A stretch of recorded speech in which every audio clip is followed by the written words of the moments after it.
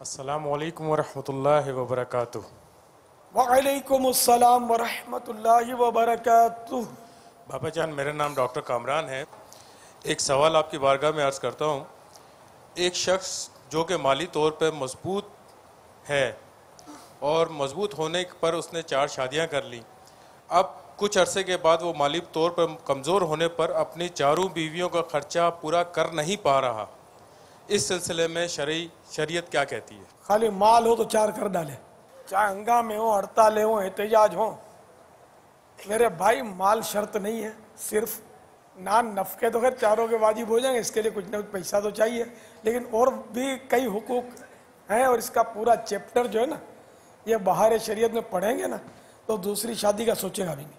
जो हसास तबीयत का मालिक होगा, जिसकी मोहब्बत इस्लाम से होगी, शरीयत से होगी, दूसरी शादी नानी माँ का घर नहीं।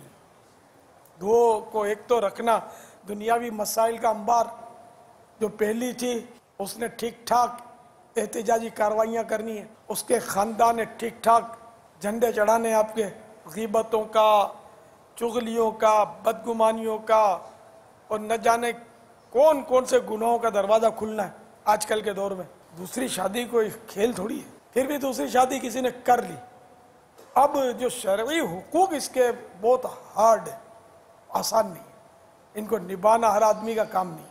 आप तो दूसरी में घूम रहे हैं, डॉक्टर साहब ने तो 104 का पूछा है। कमाल है, 104 कंप्लीट 100%। गुंजाइश ही नहीं रखी, 100% में सवाल किया है इन्होंने। अपने को यानी कि सहूलत दें, है ना, कोई तरकीब बन जाए किसी की। तो मुझे वो याद आया कि एक बार लाइन में लगकर एक ने आहिस्ता से मुझे कहा कि मैं 2 कर चुका हूं, तीसरी की इजाजत है। हालांकि 2 की इजाजत नहीं ली थी उसने। तो मैंने जवाब दिया, मेरा कंधा बहुत कमजोर है, आपका बोझ नहीं उठा सकेगा। तो शर्मिंदा होकर चला गया वो। बस तीसरी की शरीयत ने इजाजत तो दे ही रखी है, मगर मैं इजाजत दूं तो बोले पीर साहब का हुक्म है कि तीसरी भी करो, तो मैं तो कहीं का ना रहूं। तो बहरहाल ये कि शरीयत में एक वक्त में 4 की गुंजाइश है, बारी बारी 1000 की गुंजाइश है, जिन्हें कोई लिमिट नहीं है इसकी।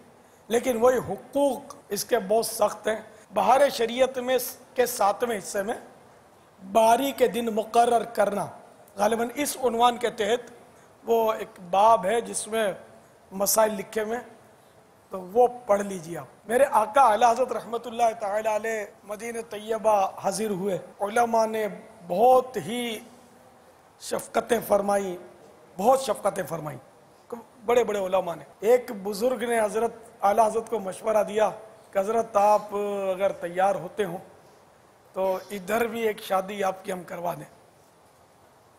आला हज़रत ने फरमाया कि मैं अल्लाह की कनीज़ को इसलिए क्या साथ लाया हूँ कि यहाँ लाकर इसको सदमा पहुँचाऊँ। मैं, मेरे शहजादों की अम्मी जान मेरे साथ हैं, मैं दूसरी शादी करूँगा तो यकीनन इनको सदमा ही होना है। तो मैं इसलिए थोड़ी लाया हूँ कि इनको मतलब रंजीदा करके यहाँ से ले जाऊँ वापस। उन्होंने अर्ज़ किया कि हम इसलिए ये चाहते थे कि अगर हम एक शादी आपकी यहाँ करवा देंगे ना तो आप बार बार तशरीफ लाते रहेंगे और हम आपसे फैज़ उठाते रहेंगे। बहरहाल आला हज़रत ने दूसरी शादी के लिए रज़ामंदी नहीं फरमाई। दूसरी शादी आसान नहीं। सरकार आला हज़रत तो यकीनन 4 के भी हुकूक अदा कर सकते हैं शरीयत के मुताबिक, तो थे ही, सरापा अमल थे, आलिम बाअमल थे। तो हमें मतलब यानी कि ये जहन बना लेना चाहिए कि बस एक बहुत है। अगर दूसरी की सूरत बनती है उसके जीते जी एक के, तो फिर ये कि खुद इसको भी राज़ी कर ले और इसके वालिदैन और अपने वालिदैन, जो यानी फ़रीक़ैन के जो करीबी रिश्तेदार हैं, इन सब की रज़ामंदी से बड़े बूढ़ों को सबको एतमाद में लेकर दूसरी, तीसरी, चौथी, भले 4 शादियां करे यकमुश्त, मगर मैंने जो फार्मूला बताया उस पर अमल करें।